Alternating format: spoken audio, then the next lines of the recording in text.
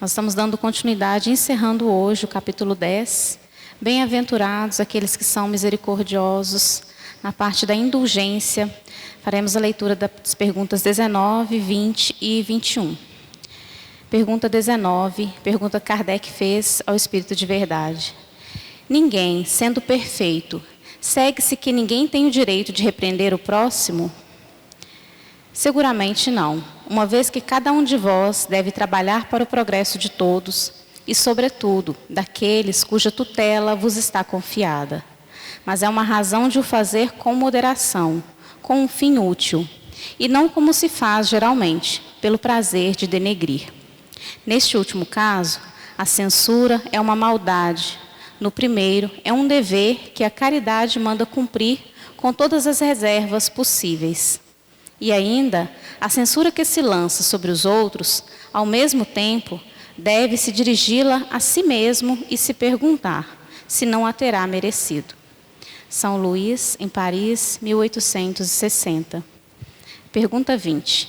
Será repreensível observar as imperfeições dos outros, quando disso não pode resultar nenhum proveito para eles, quando não sejam divulgadas? Tudo depende da intenção. Certamente, não é proibido ver o mal quando o mal existe. Haveria mesmo inconveniente em não ver por toda parte senão o bem. Essa ilusão prejudicaria o progresso. O erro está em fazer resultar essa observação em detrimento do próximo, depreciando-se sem necessidade na opinião pública. Seria ainda repreensível de não fazê-lo, senão para isso, nisso, comprazer-se com um sentimento de malevolência e de alegria em apanhar os outros em falta. Ocorre de outro modo quando, lançando um véu sobre o mal, para o público, se limita a observá-lo para dele fazer proveito pessoal. Quer dizer, para estudá-lo e evitar o que se censura nos outros. Essa observação, aliás, não é útil ao moralista? Como ele pintaria os defeitos da humanidade se não estudasse os modelos? São Luís, Paris, 1860. Pergunta 21. Há casos em que seja útil revelar o mal de outrem? Essa questão é muito delicada e é aqui que é preciso apelar para a caridade bem compreendida. Se as imperfeições de uma pessoa não prejudicam senão ela mesma, não há jamais utilidade em fazer conhecê-las. Mas, se podem causar prejuízos a outros, é preciso preferir o interesse da maioria ao interesse de um só. Segundo as circunstâncias, desmascarar a hipocrisia e a mentira pode ser um dever, porque vale mais que um homem caia do que vários se tornarem enganados ou suas vítimas. Em semelhante caso, é preciso pesar a soma das vantagens e dos inconvenientes. São Luís, Paris, 1860. E conosco aqui hoje, para nos auxiliar na reflexão do nosso estudo, nossa querida amiga Gisele Eleutério. A vocês aqui presentes, aos que nos acompanham pelas redes sociais, eu desejo bons estudos, boas reflexões. Boa noite a todos, presentes e internautas, né? A gente está finalizando hoje o capítulo 10 e com o fim do capítulo 10, a gente termina a série das bem-aventuranças, né?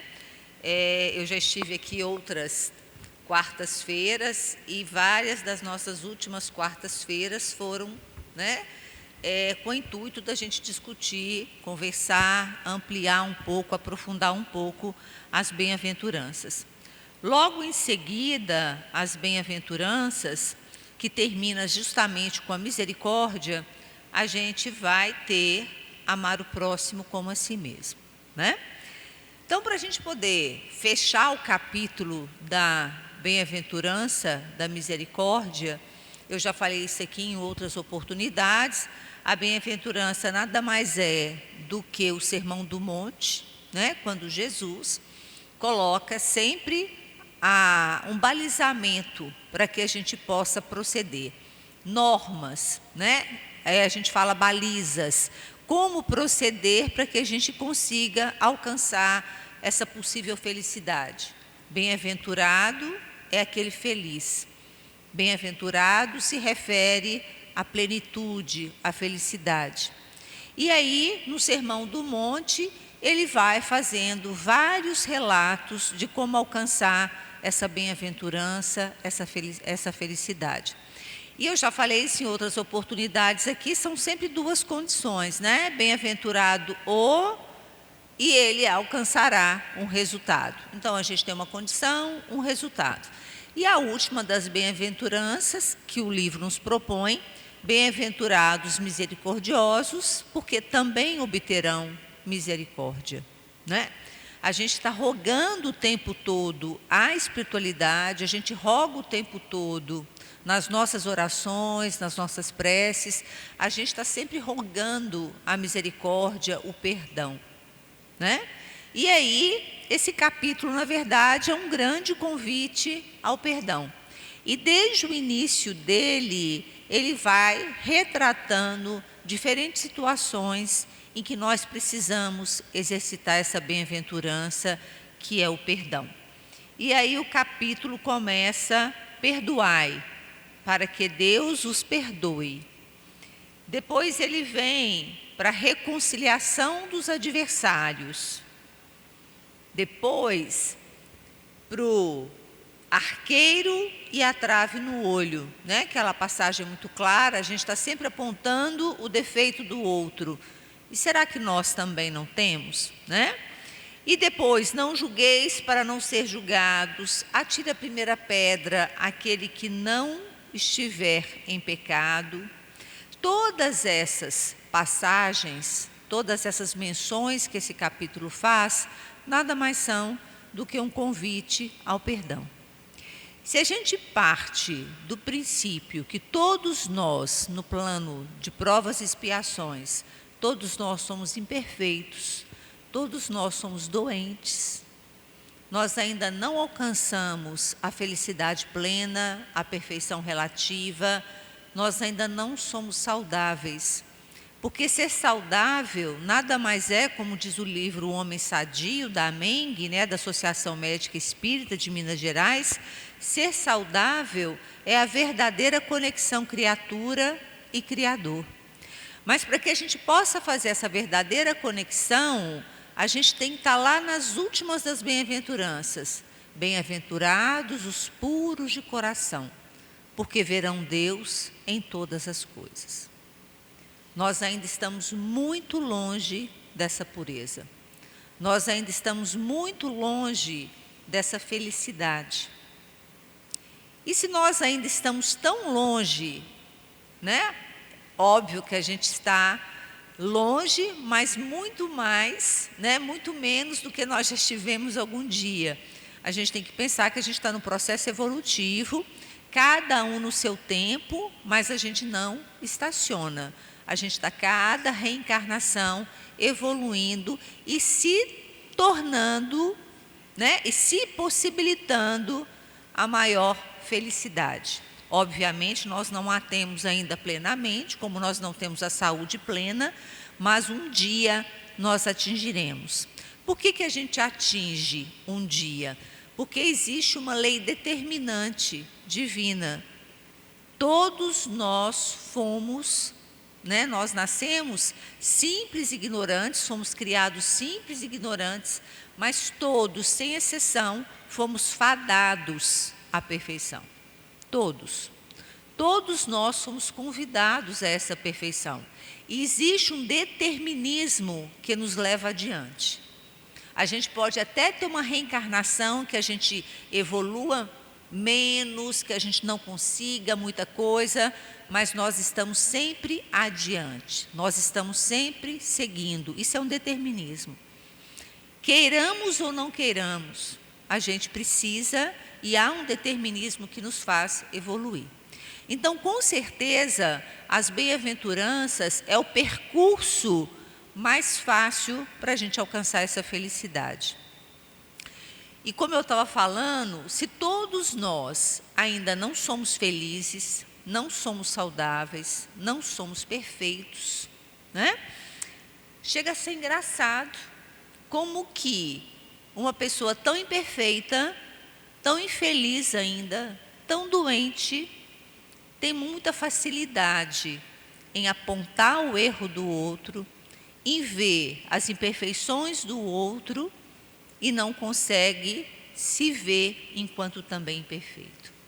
Então, se nós conseguimos entender que todos, sem exceção, somos imperfeitos, doentes, infelizes, fica mais fácil a gente viver a misericórdia. Fica mais fácil a gente perdoar, porque a gente erra o tempo todo. Né? Então, a passagem ao longo do capítulo 10 todo é exatamente esse: não julgueis para não ser julgado. O arqueiro, né?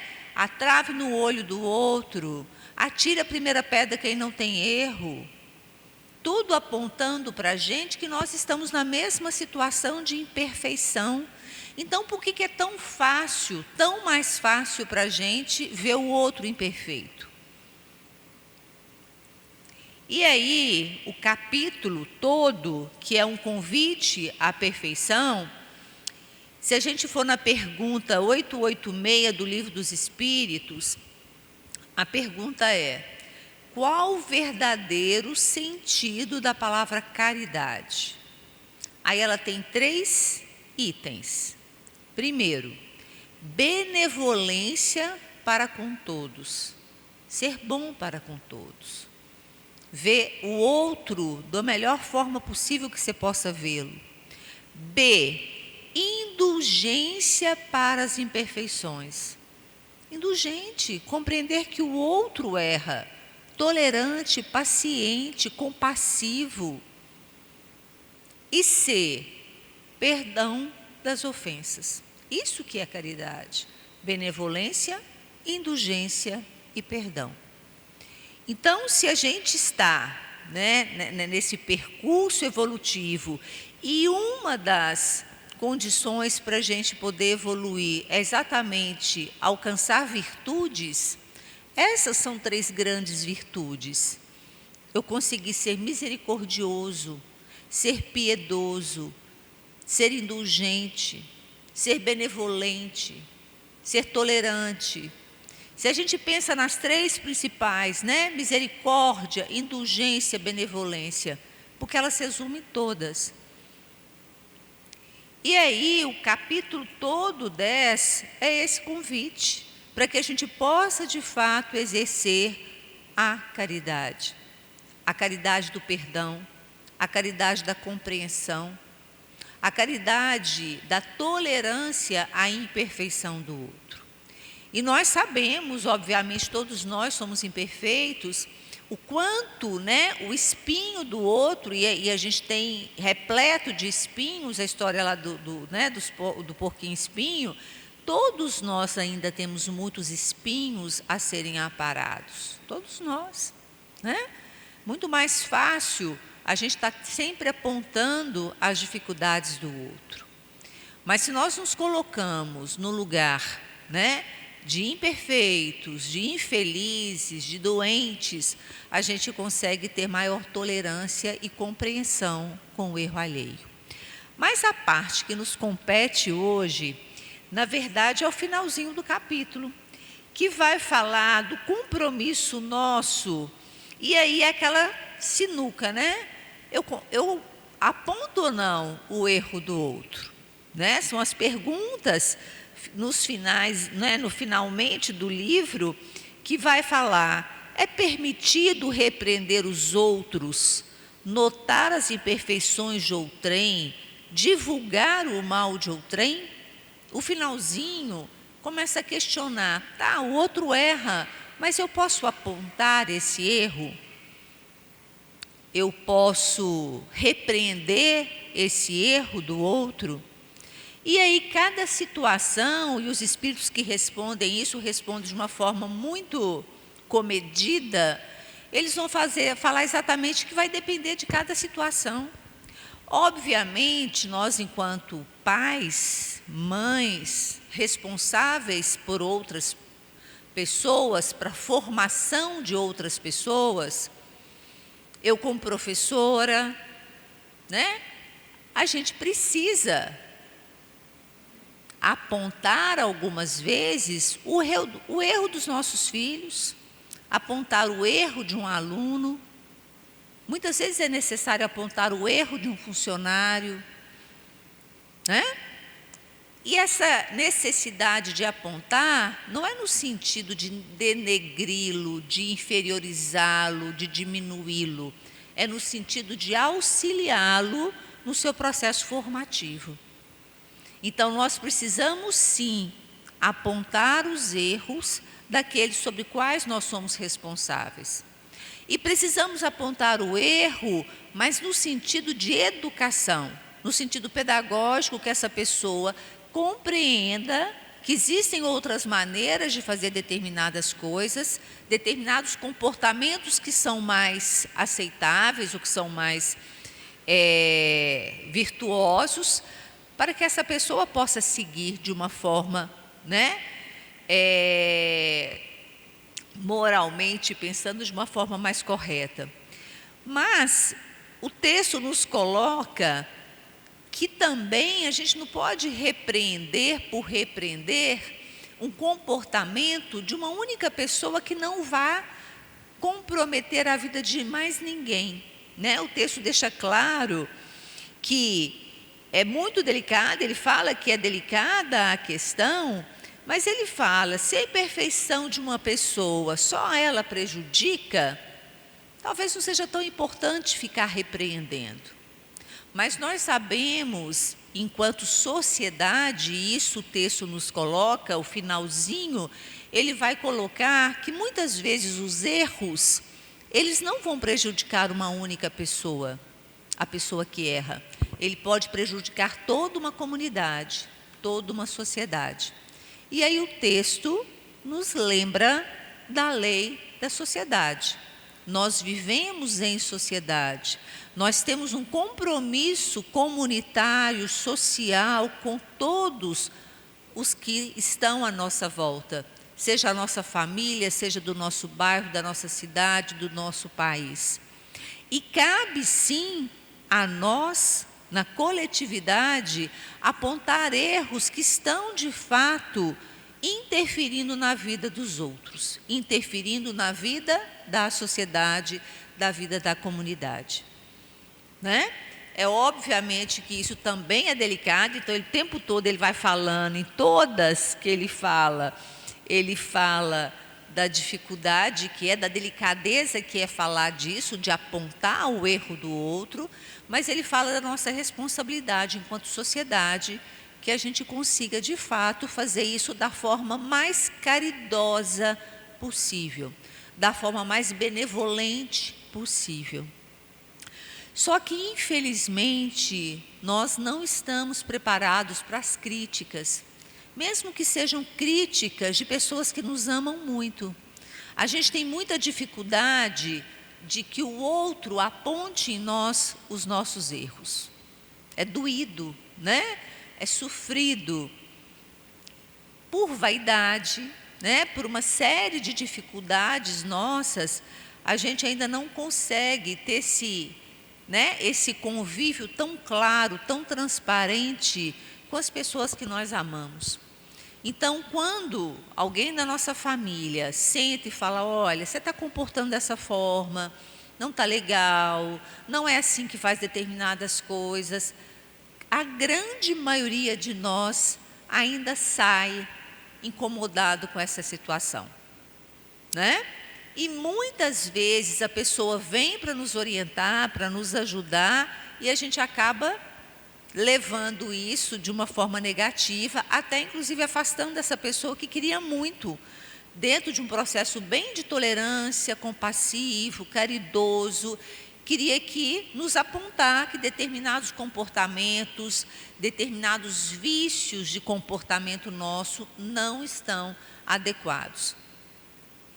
E por essas questões da nossa dificuldade de entender, né, que a gente pode ser criticado sim, a gente ainda fica muito sensibilizado com a crítica do outro. Então, se a gente ainda se sente tão sensibilizado com a crítica do outro, que a gente mesmo possa fazer esse autoconhecimento, essa autorreflexão e ver quais são os comportamentos nossos que nos têm tão afastado dessas bem-aventuranças.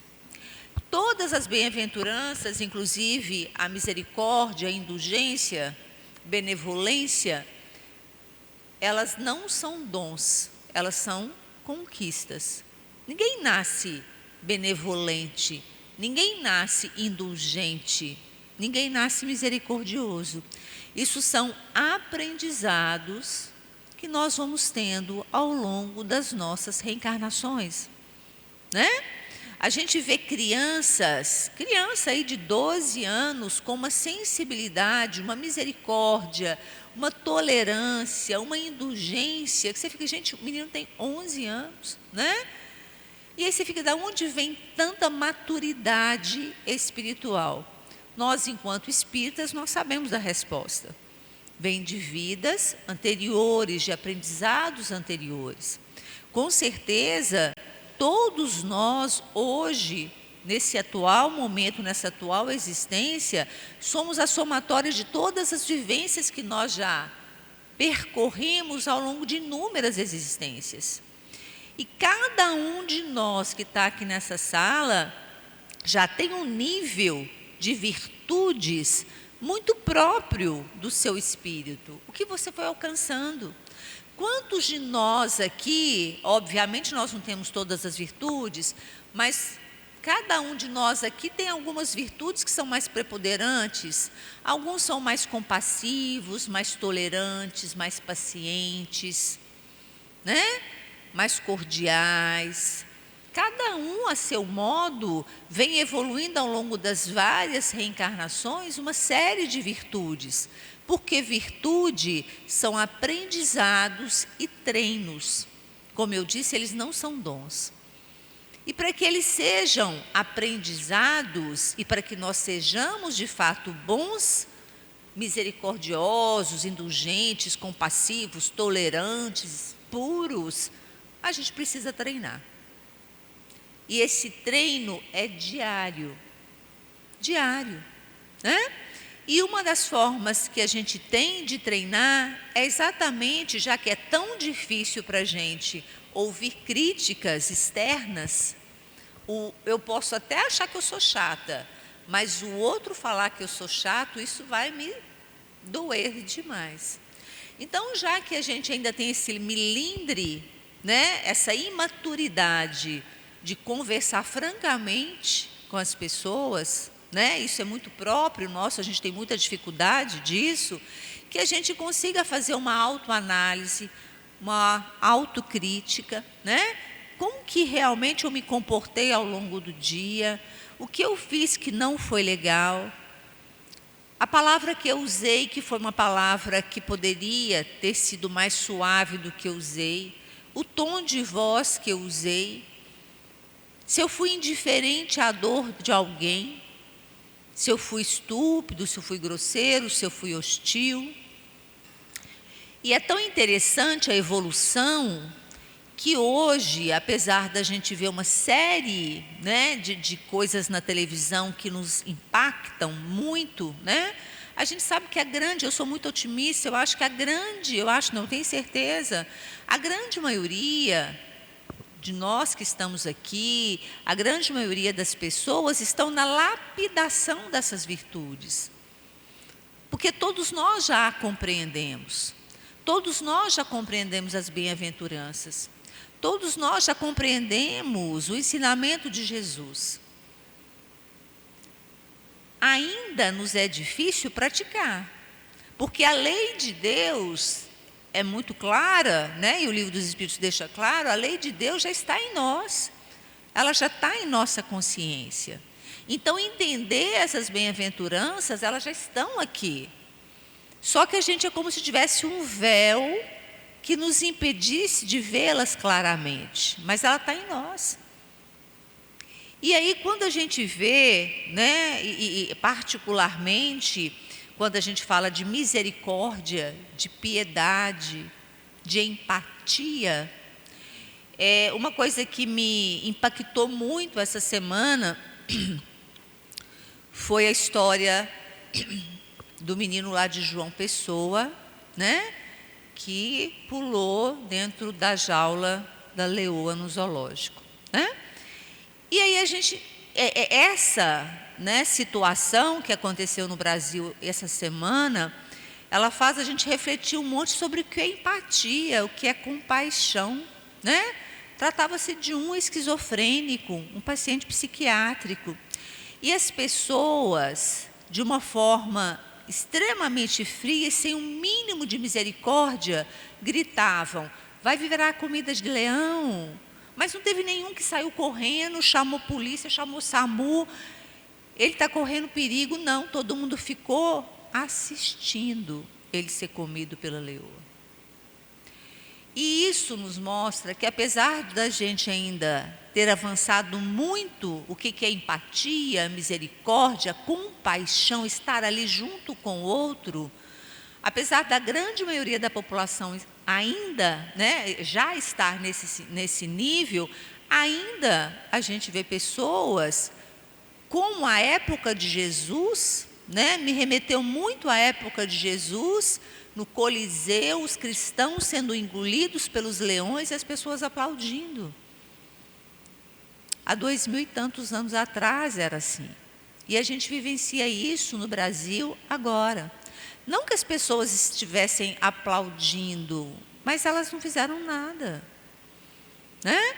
E aí a gente fica, que empatia é essa? Né? Assim, pagar para ver, assim, é o espetáculo pelo espetáculo, né? E aí faz a gente refletir muito o que de fato é ser misericordioso.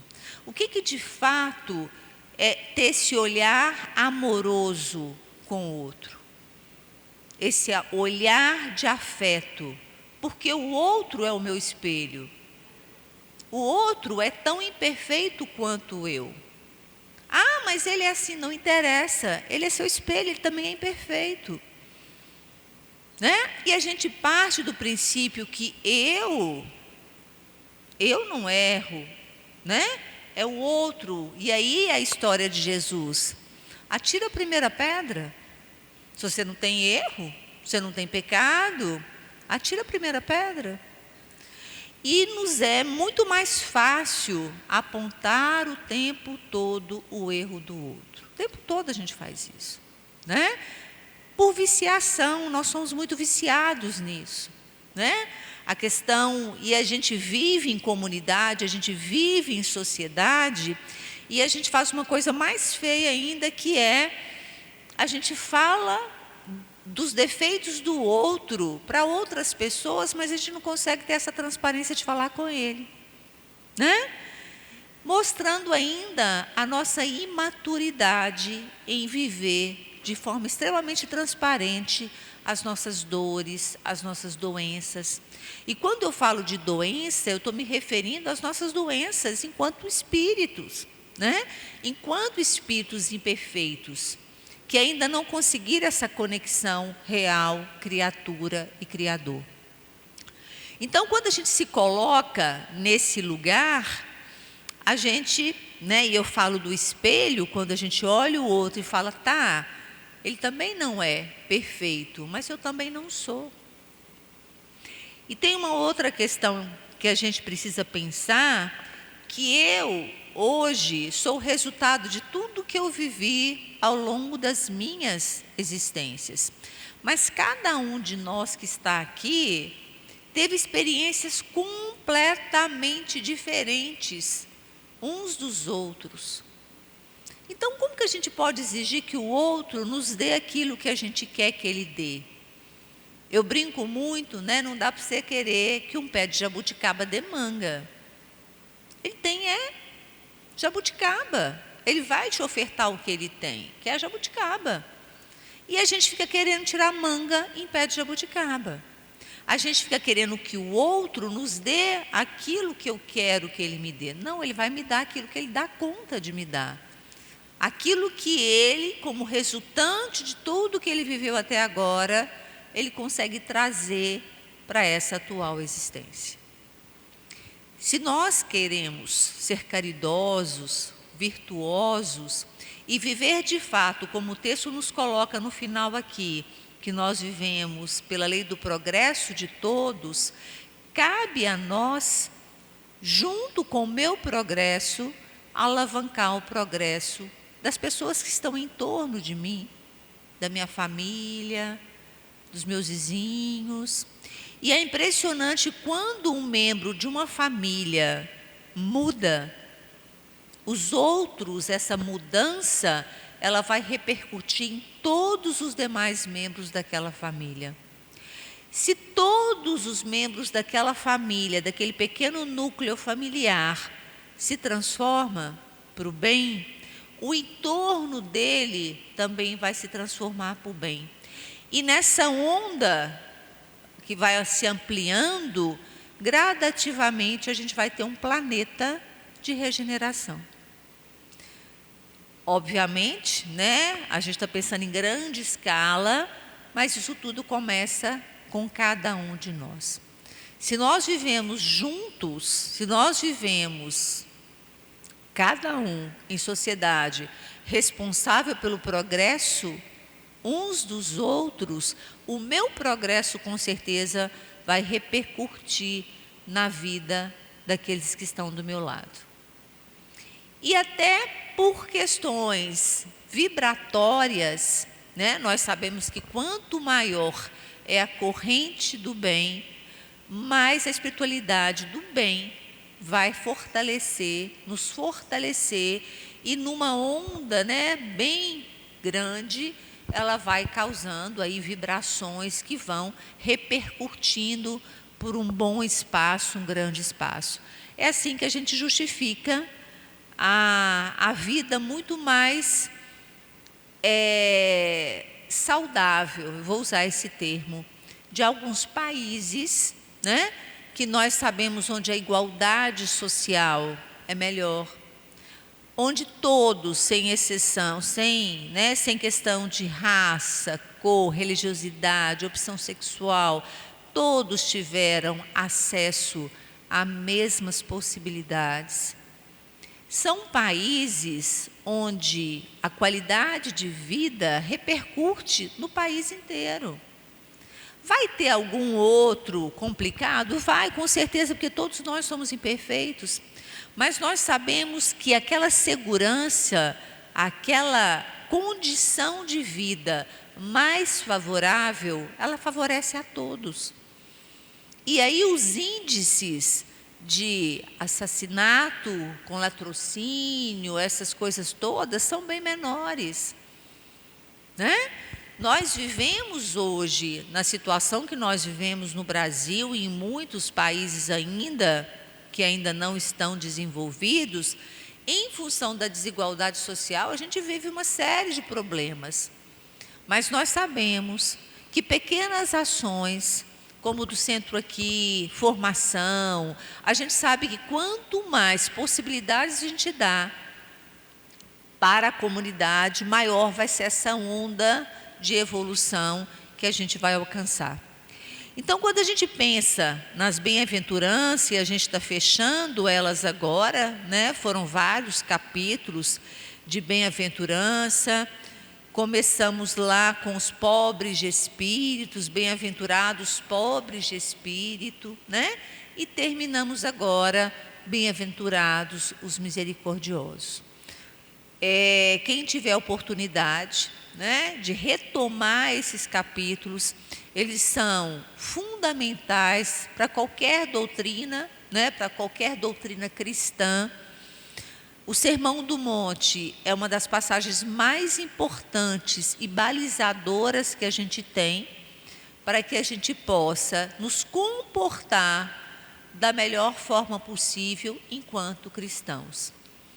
Então, bem-aventurados os pobres, bem-aventurados os mansos, bem-aventurados os misericordiosos.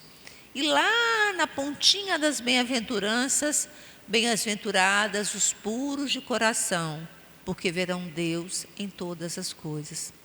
Enquanto a gente não consegue essa pureza, essa saúde, né, essa perfeição relativa, nos cabe exercitar. Nos cabe exercitar o máximo possível a tolerância à imperfeição do outro. E lembrar que todos aqueles que estão conosco nessa atual existência, eles estão conosco por um propósito. E lembrar também que muitas vezes você escolheu estar nesse lugar que você está. Então nós estamos no lugar certo, nós estamos com as pessoas certas e nós estamos com os compromissos certos que nós assumimos juntos a espiritualidade. Então, pensando nisso, né, que a gente assuma a nossa liderança da nossa história e que a gente consiga, de fato, assumir que tudo que eu tenho vivido hoje foram escolhas ou resultantes de escolhas que eu fiz em vidas anteriores, né? Então, isso nos coloca no lugar de muito mais autonomia, de muito mais responsabilização. E o que a doutrina espírita nos tem ensinado dia a dia é que nós somos únicos, né? Únicos, espíritos únicos, com a nossa subjetividade, com a nossa individualidade, e a cada um, a sua dor, a sua conquista. Por mais que a gente ame as pessoas da nossa família, por mais que a gente tenha, né, inúmeros afetos, nós sabemos que por mais que eu ame meu filho, eu não vou fazer a vida dele. As escolhas são dele, o livre-arbítrio é dele. Todos nós temos o livre-arbítrio, a liberdade de seguir da forma que a gente quiser, né, o ritmo que a gente colocar. Nesse sentido, então, a doutrina espírita nos coloca: sejam responsáveis. Sejam responsáveis pelo processo evolutivo de cada um de vocês. E coloca para a gente uma imensidão de conhecimento. Nós temos aí uma literatura vasta para que a gente possa qualificar esse caminhar nosso. Quanto mais a gente compreender o processo evolutivo, quanto mais nós compreendermos as leis de Deus, mais fácil será o nosso caminhar rumo a essas virtudes, rumo a essas bem-aventuranças. Que a gente saia daqui com a certeza que nós seremos um dia felizes, um dia nós seremos puros, e um dia a gente, com certeza, terá real conexão criatura-criadora. A gente vai voltar para a casa do Pai, né? A gente vai conseguir fazer essa religação que a religião nos ajuda tanto. Cabe a cada um de nós vivenciar as virtudes. E que a gente então vivencie, como o texto nos trouxe hoje, que a gente vivencie da melhor forma possível o perdão, sendo benevolente, indulgente e misericordioso. Boa noite.